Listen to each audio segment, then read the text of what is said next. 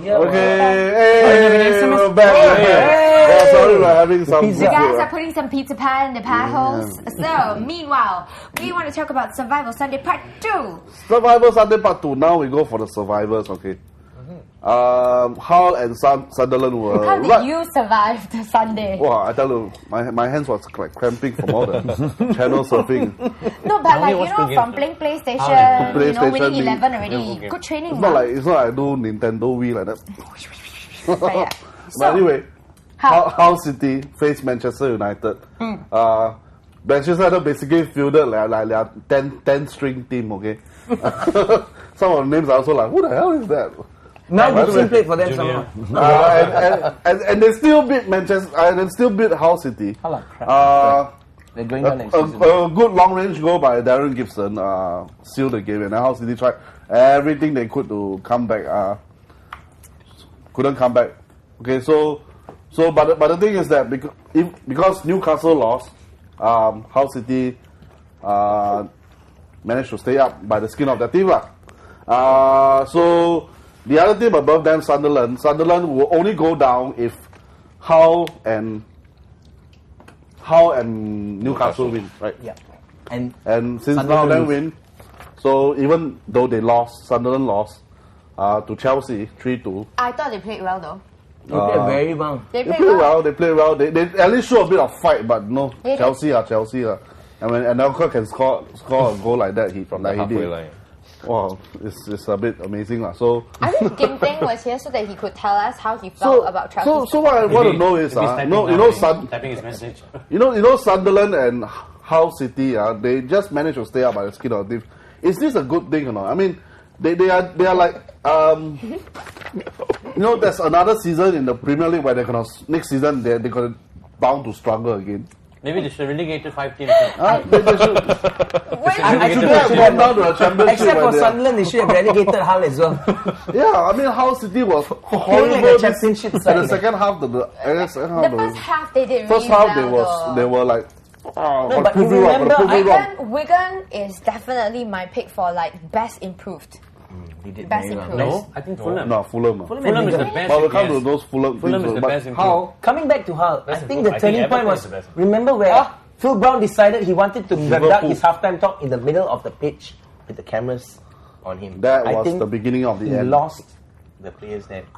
Because this was where he finally decided he's bigger than the team. Even better, after they survived the thing yesterday, they were like, wow, he was singing in the middle of the Hull home pitch, right? He's so full of himself, them right? to be, quietened Xiao down. Zhang, it's called Xiao Zhang. Xiao Zhang. It's called Xiao Serious? Zhang. Yeah. He was singing karaoke to some old English song. Phil Brown himself and the players are inside the dressing room, you know. It's a whole different ballgame now. It's a trailer of what's to come next season. So next season, do you think there'll be dead meat next season? Unless they don't make any drastic changes. Huh? No. Portsmouth could be around there. What drastic changes can help them? Do you think they have enough money to buy over the players, say from like Maybe they buy Michael Owen and pair him up with Nick Bambi. If you look at Wigan, when Wigan just came up, they were on a shoestring budget and they still survived. That is true. So should Phil Brown go or not? To just resign and because he basically lost the dressing room already, or should he like just stick with his players and get more His new ego players? is too big to resign, so they need to sack him, but they won't. So nice one, Ben. So Hull are confirmed gone next season, like. I think so. Looks like it. I think next season will be a test of what kind of manager he really is. You know, I think what he learned about Premier League this season is that, apart from all the reasons you gave about why Hull lost it, I think the truth about it also is that teams learn to play with Hull. You know, I think the first half of the season they didn't expect Hull to perform the way they did, and a lot of teams were not expected. You know, were not expecting Hull to put out that kind of level of play. But I think towards the second half of the season they were found out. You know, I think the better teams found it up at the end, overall over the whole season. If Phil Brown is any good a manager, I think he will prepare that next season is going to be a much tougher one. You know, next season is going to be one where he's going to prepare the players to say that, you know, it's not everybody knows what you can do now. You know, people, Giovanni, you're not going to get the kind of license. In fact, Giovanni got a license to roam for half a season and then suddenly disappeared. You know, so I think it will show what kind of manager he really is. Can he actually pull a team to be fighters like the Wigan can be a fighter sort of thing, you know? Because they can't play that kind of fancy, attractive football anymore. But yesterday, there was one move where I can't remember what the player on the right crossed to Giovanni, and Giovanni passed it on to Dawson, and Dawson hit and then was saved. That was a good move. I mean, I like. And also, I want to bring a point. In December, Hull were leading Liverpool at Anfield 2-0 before Liverpool came back. So they had that the potential to be good. And I was shocked. I was really like routing for them, saying, "Hey, go for go and be there." They went sliding from like top position all the way down. He just barely survived.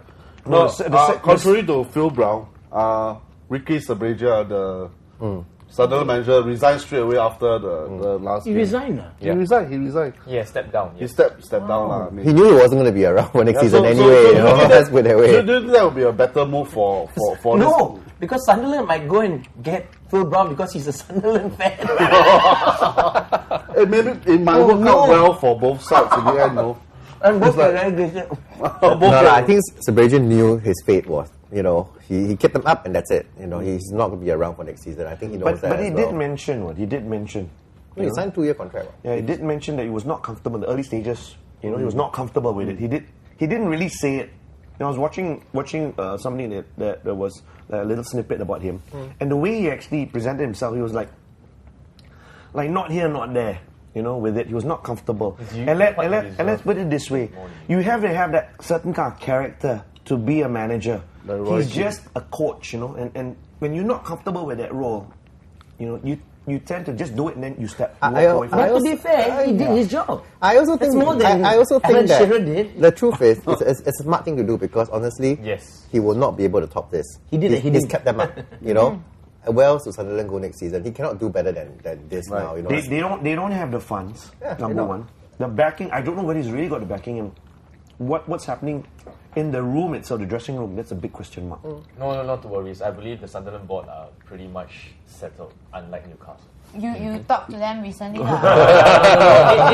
very well documented that now Quinn I got his number. always have his backing call now. on But all that's true. managers. Be it Roy Keane In or terms Ricky of stability-wise, they are far more stable than Newcastle.